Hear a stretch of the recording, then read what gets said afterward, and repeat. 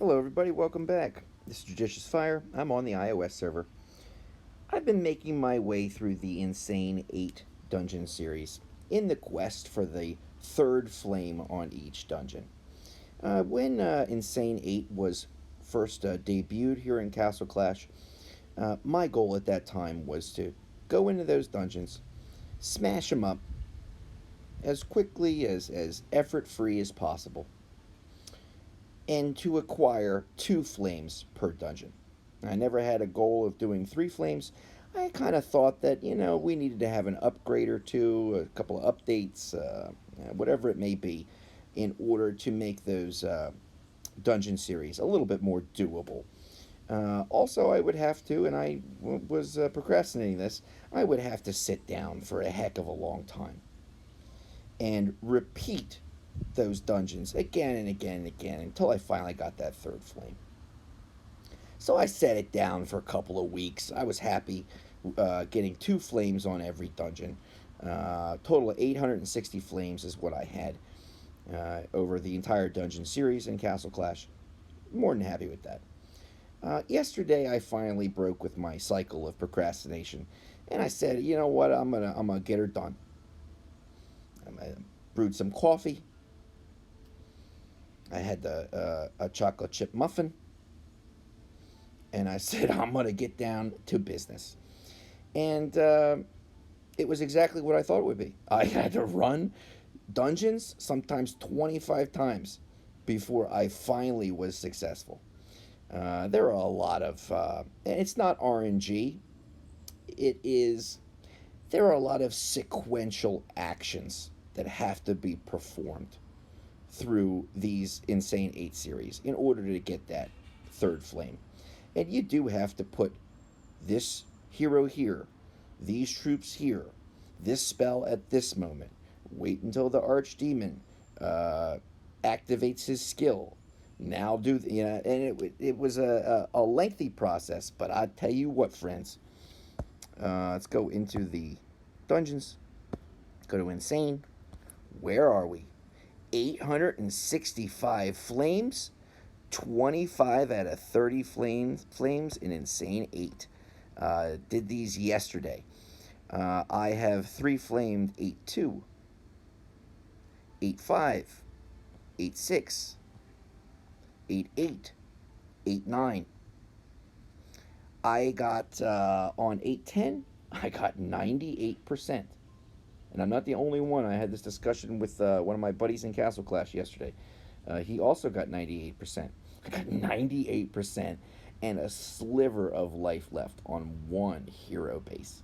I was blowing at the screen to see if I could somehow affect it technologically with my real world wind. It was unsuccessful, and I still have 2 flames.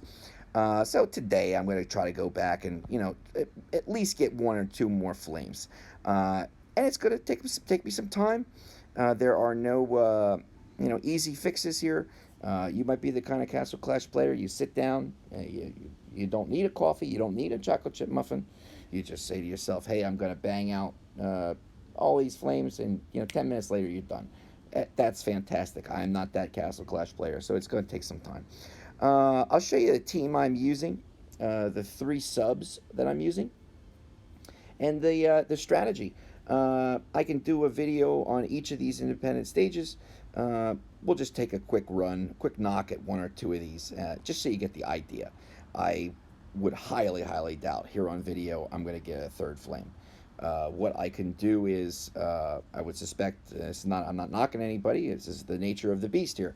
Anybody who's doing these 3 flame videos, they've run it 25 times, okay? And you see the one run that was successful.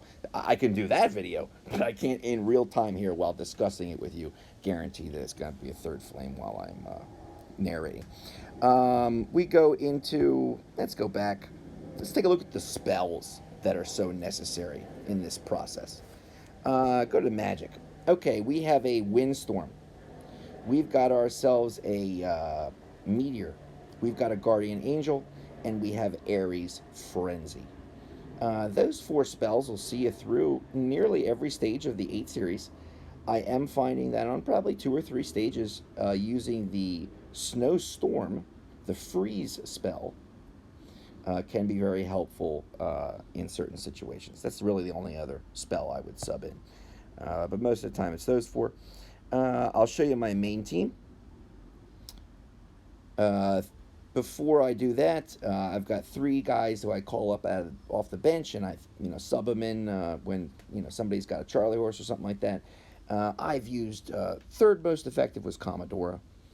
Kamo, she's hitting troops, heroes, not necessarily buildings, and that is a liability here. When a hero might get 1 skill activation before the hero is killed, you want that thing to land on a building. You have no need or necessity to kill any of the bad guys here. You're just trying to smash up the buildings, and you can get your third flame. Second most effective was Little Nick. Little Nick's frostbite skill, where he rains down icy shards every 6-8 seconds, whatever it may be. I found to be very, very helpful. He's hitting multiple items, a lot of them buildings, and doing some major damage. And number one most effective sub is Dread Drake. Dread Drake was able to get all my heroes to skill 13. Dread Drake at here's Little Nick. So at 13, he's hitting 15 targets every 6 seconds. Okay, the other stuff's not important. He doesn't live long enough for any of that stuff. But immediately, boom, 15 icy shards coming down. And our buddy Dread Drake, I think he picked up a cannonball at skill 13. He went from 12 to 13 cannonballs. And he keeps pumping them out, unlike Nick, who's got a cooldown. The revive talent that I have on Dread Drake is simply for use in the Insane 8 series. It's not something I would typically pair with Dread Drake. I'm just doing it simply to be more effective in the Insane series. But here's my main team, my all-star team. Let's go to the first one I always drop out on the board. It's going to be Atlantic Please don't let anybody besmirch your Atlantic if you have a high-level AC and a Castle Clash player says to you, why on earth would you develop your Atlantic Atlantic stinks. The Atlantic is an old hero. Atlantic is useless. Don't you know anything about this game? If you hear this, friend, first of all, get yourself a new friend, okay? Because a friend shouldn't be saying this. But also, this is a person who does not understand the necessity, the essential qualities of Atlantic. He is the only hero in Castle Clash that can deflect 100% of damage. And you're going to need that. Atlantic is going to be pelted for 100 million damage, but he's not going to feel a single thing. I've got him with a revive. Again, these talent setups, insignia setups, pets, it's designed simply for Insane Dungeon 8. Okay, if you've got a different talent on Atlantic and that's working for you, that's probably the preferred talent. But in Insane 8, I'm finding that this revive going to give him a chance to get an extra deflect activation, and wow, that changes everything. So huge talent, and you got to do it as the main talent if you wanted to get it denied and get that extra revive. Yolafant, so he doesn't get all stunned up, and you got to have a revitalize somewhere on AC. Otherwise, he's dead. He cannot generate energy quickly enough to get a skill activation off. He's got to go right away. Laz is going to be a freezer. He's going to be a shield. He's going to be a base damager. I got him with revive, so he gets a couple of opportunities. A revite, because if he doesn't activate that invulnerability shield right away, he's dead. He's turned to dust and smoke. I also have him with Glacy, and reason is, of the main team, I'm using Laz is the one that lives the second longest, and Glacy is able to do some really nice base damage.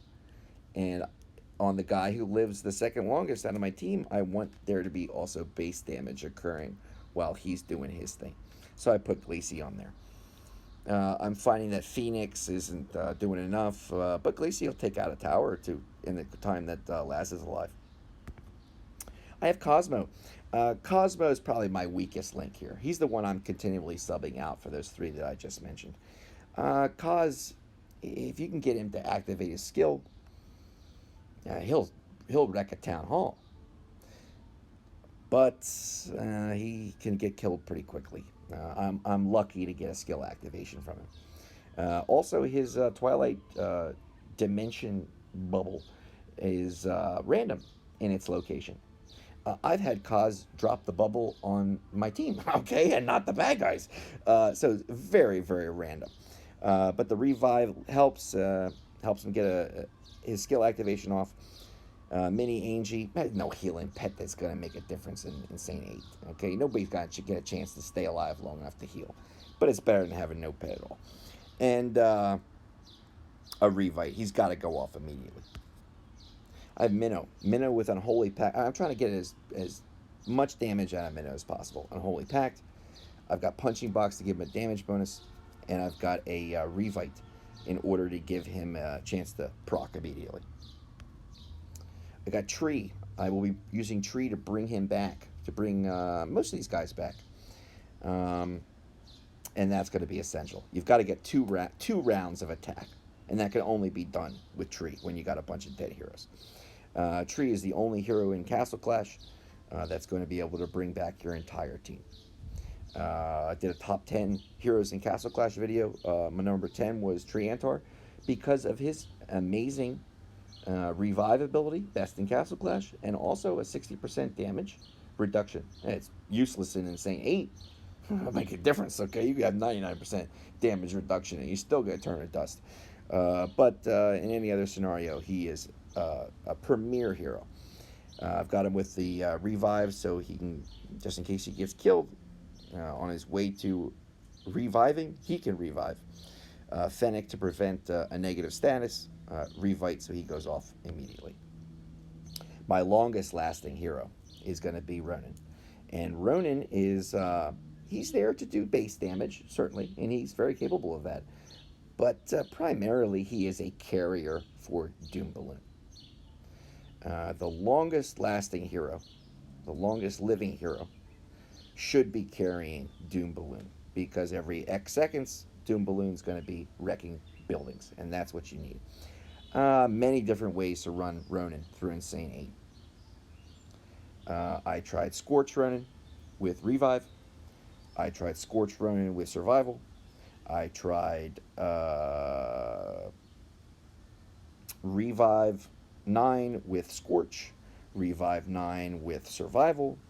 I tried Stealth. Stealth was the one that was the least useful of all of them because the guy's got to get down to 30% health or less, or whatever it is exactly, 30% health or less. But our heroes in Castle Clash don't take incremental damage.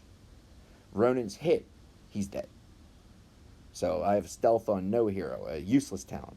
But the Revive is fantastic, paired with the Survival and Doom Balloon, and bring us back to AC. So these heroes help a lot. Let me make sure I got. Yeah, whenever you're gonna try to make progress in the dungeons, go into your guild turf. Go into your. This is my base design for guild turf. On the left, on the right, those panels are 13 long. Bad guys gotta walk 13 wall pieces in order to get inside of my base. That whole time, these 5 sentinels are just kicking the ever-loving stink out of the bad guys. This is a wonderful, wonderful base. Go into your Magic Bureau. Yeah, I got a little bit of a... I'll refresh it. Get a Moxie flag. Moxie's going to give you 20% damage reduction. And this helps to protect your little Guardian troops. It don't make any difference, but I don't want them to feel left out. So definitely you're going to get that. And let's give it a whirl. Let's go in here. Let's pick one that I got 3 flames on. Let's do this first one that I got three flames on. And we'll give it a try. You can see I have yet to collect my box of goodies. I can't wait for that. If I can finally get all the remaining 5 flames, I'm sure there'll be a talent refresh card in there for me. After I've changed talents 9 times on my heroes, there'll be 1 talent refresh card. There'll be a level 1 of 8 heavy blow waiting for me. I'm going to try to bring these lovey-doveys over to this little Nick. Drop AC. AC is going to kill that little Nick off. Well, better yet, little Nick's going to kill himself on AC. You got Anubises all over these levels. You've got little Nicks. If any of them are living, you're pretty much ruined. You got no chance. So I'm going to try that again and try to take out a little Nick or two.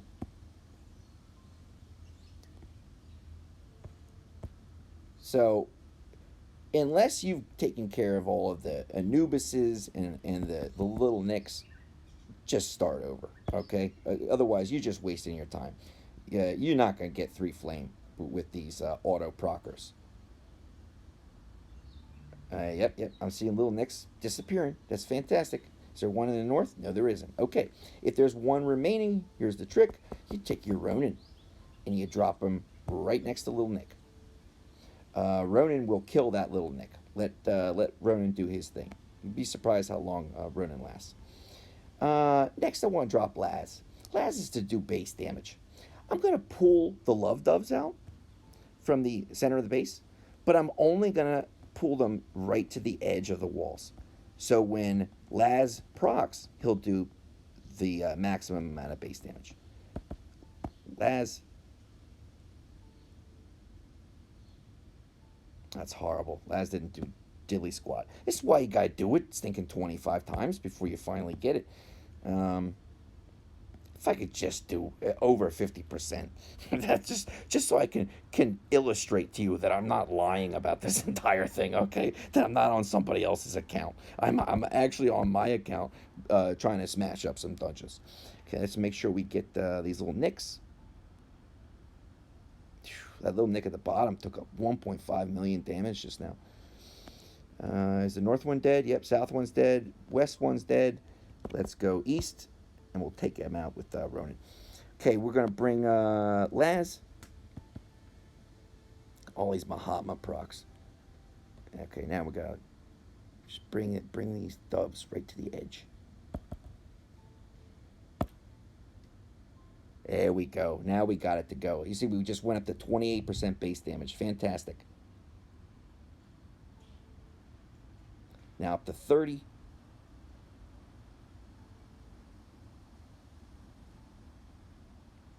Okay, huge help here. Huge help.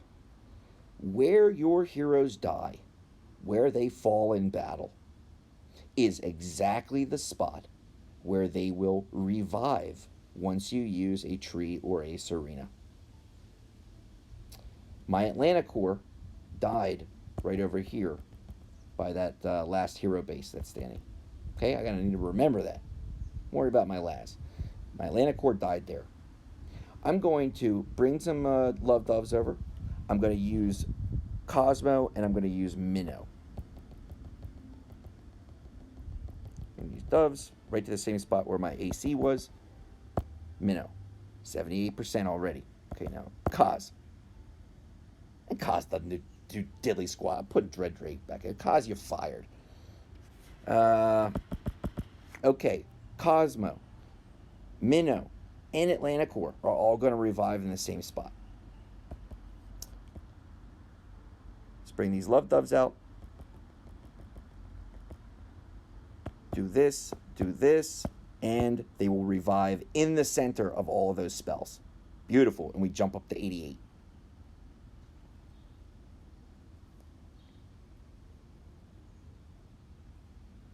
$91. Okay, everybody's dead.